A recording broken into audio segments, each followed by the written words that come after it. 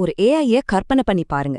அது எந்த அளவுக்கு பவர்ஃபுல்னா அதை உருவாக்குனவங்களே அதை பார்த்து பயந்து வெளியுலகுக்கு காட்டாம பூட்டி வச்சிருக்காங்க. ஆமா, நம்ம கற்பனைக்கு கூட எட்டாத அளவுக்கு பவர்ஃபுல். அதனால தான் அது பொதுமக்களுக்கு ரிலீஸ் பண்ணவே இல்ல. கேட்கறதுக்கே ஏதோ சயின்ஸ் ஃபிக்ஷன் படத்தோட கதை மாதிரி இருக்கு இல்லையா? ஆனா இது நிஜம். இதுதான் கிளாட் மைத்தோஸோட கதை. அப்போ உண்மையிலேயே இந்த கிளாட் மைத்தோஸ்னா என்ன? ஏன் பெரிய பெரிய டெக் கம்பெனிகள்ல இருந்து அரசாங்கம் வரைக்கும் எல்லாரும் இத பத்தி இவ்ளோ அலட்டிக்கிறாங்க? வாங்க, இதுக்குள்ள என்ன இருக்குன்னு விலாவரியா பார்க்கலாம். சரி, முதல்ல இந்த கிளாட் மைத்தோஸ் அப்படிங்கிறது என்ன? ஏன் இத தடை செய்யப்பட்ட ஏஐன்னு ஒரு பட்டப்பேரோட கூப்பிடுறாங்க? அதை முதல்ல புரிஞ்சுக்கலாம். கிளாட் மைத்தோஸ் இது 2026ல ஆந்த்ரோபிக் அப்படிங்கிற நிறுவனம் உருவாக்குன ஒரு அதிநவீன ஏஐ மாடல். இது சாதாரண ஏஐ இல்ல, கோடிங், ரீசனிங், அதுலயும் குறிப்பா சைபர் செக்யூரிட்டில இது ஒரு எக்ஸ்பர்ட். ஆனா இதுல இருக்கிற பெரிய ட்விஸ்ட் என்ன தெரியுமா? இதை யாருமே பப்ளிக்கா பயன்படுத்த முடியாது. இதனால தான் இது ஒரு மர்மமாவும் அதே சமயம் ஒரு பெரிய ஆபத்தாவும் பார்க்கப்படுது. சரி, இதை ஏன் ஒரு பெட்டிக்குள்ள அடைக்கப்பட்ட ஹேக்கர்னு சொல்றாங்க? அதோட திறமைகள் என்னன்னு கேட்டா நீங்களே அசந்துருவீங்க. வாங்க பார்க்கலாம். யோசிச்சு பாருங்க, இந்த மைத்தோஸால என்னெல்லாம் பண்ண முடியும்னு. எந்த ஒரு சாஃப்ட்வேர்லயும் ஒழிஞ்சிருக்கிற சின்ன சின்ன ஓட்டைகளை கூட ஈஸியா கண்டுபிடிச்சிடும். அது மட்டும் இல்ல, 0 டே பக்ஸ்னு சொல்வாங்க. அதாவது யாருக்குமே தெரியாத புது புது பிரச்சனைகள், அதையும் இது தேடி பிடிக்கும். இதை விட பயங்கரமான விஷயம் என்னன்னா, இது கண்டுபிடிச்ச ஓட்டைகளை ஒன்னா சேர்த்து ஒரு உண்மையான சைபர் தாக்குதலையே நடத்திட முடியும். டெஸ்டிங்ல எல்லா பெரிய ஆபரேட்டிங் சிஸ்டம்ஸ், பிரவுசர்கள்னு எல்லாத்துலயுமே இது குறைபாடுகளை கண்டுபிடிச்சிருக்கு. இப்போ உங்களுக்கு ஒரு கேள்வி வரலாம். 0 டே எக்ஸ்ப்ளாய்ட்னா என்ன? சிம்பிளா சொல்றேன், கேளுங்க. ஒரு வீட்டுக்குள்ள திருட நுழைய ஒரு ரகசிய வழி இருக்குன்னு வைங்க. ஆனா அந்த வழி இருக்கிறதே வீட்டு ஓனருக்கு தெரியாது. அதுதான் 0 டே குறைபாடு. இத வச்சு ஹேக்கர்கள் சிஸ்டத்துக்குள்ள புகுந்துடுவாங்க. இந்த வேலையில மைத்தோஸ் ஒரு எக்ஸ்பர்ட். இதுக்கு என்ன அர்த்தம்னா, பல வருஷ அனுபவமுள்ள ஒரு மனித ஹேக்கரை விட இது ரொம்ப திறமையா படுவேகமா வேலை செய்யும். நிபுணர்கள் என்ன சொல்றாங்கன்னா, இது வெறும் ஒரு கருவி இல்ல, இதுவே ஒரு முழுமையான எக்ஸ்பர்ட் ஹேக்கர். அப்போ இவ்ளோ பவர்ஃபுல்லான ஒரு ஏஐ ஏன் இவ்ளோ பெரிய ஆபத்தா பார்க்கப்படுது? அதுக்கு 3 முக்கிய காரணங்கள் இருக்கு. வாங்க அதை பார்க்கலாம். முதல்ல, இது ஒரு மிகப்பெரிய சைபர் செக்யூரிட்டி த்ரெட். இது தானாவே இன்டர்நெட்ல இருக்கிற சிஸ்டம்ஸ்ல ஓட்டைகளை கண்டுபிடிச்சு பெரிய அளவுல அட்டாக் பண்ண முடியும். ரெண்டாவது, நாம ஏற்கனவே பார்த்த மாதிரி இது 0 டே ஓட்டைகளை கண்டுபிடிக்கும். அதாவது நாம அந்த ஓட்டையை அடைக்கிறதுக்கு முன்னாடியே அட்டாக் நடந்து முடிஞ்சிரும். மூணாவதா, இதோட வேகம். ஒரு மனுஷனுக்கு வாரக்கணக்கில் ஆகிற ஒரு ஹேக்கிங் வேலைய இந்த மைத்தோஸ் வெறும் நிமிஷத்துல முடிச்சிடும். இந்த வித்தியாசத்தை கொஞ்சம் பாருங்கல்ல.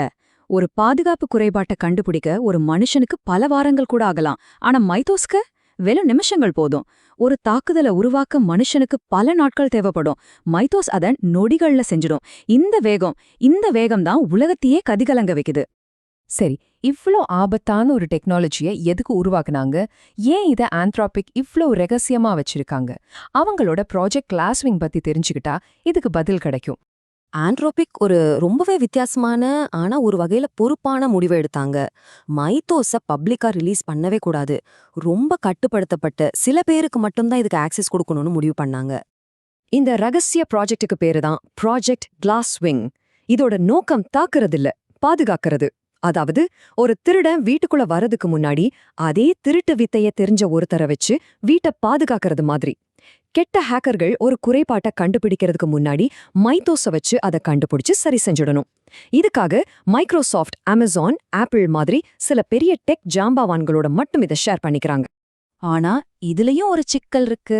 இந்த பவர்ஃபுல் சிஸ்டத்தையே ஹேக் பண்ண சில முயற்சிகள் நடந்ததா ரிப்போர்ட்ஸ் வருது. இத கேட்டதிலிருந்து உலக அரசாங்கங்களும் பெரிய பெரிய வங்கிகளும் ஏஐயால வரக்கூடிய சைபர் ஆபத்துகள் பத்தி ரொம்பவே உஷாராயிட்டாங்க. ஏன்னா இந்த பாதுகாப்பு பெட்டகம் ஒருவேளை உடைஞ்சா என்ன நடக்கும்னு அவங்களுக்கு நல்லாவே தெரியும். இந்த ப்ராஜெக்ட் கிளாஸ்விங் ஒரு நல்ல முயற்சி தான். ஆனா இது ஒரு பெரிய கேள்வியை நம்ம முன்னாடி வைக்குது. இது மாதிரி சூப்பர் இன்டெலிஜென்ட் ஏஐ நம்மளோட எதிர்காலத்தை எப்படி மாத்தப் போகுது? இது நமக்கு வரமா இல்ல சாபமா? இது ஒரு இருமுனை கத்தி மாதிரி.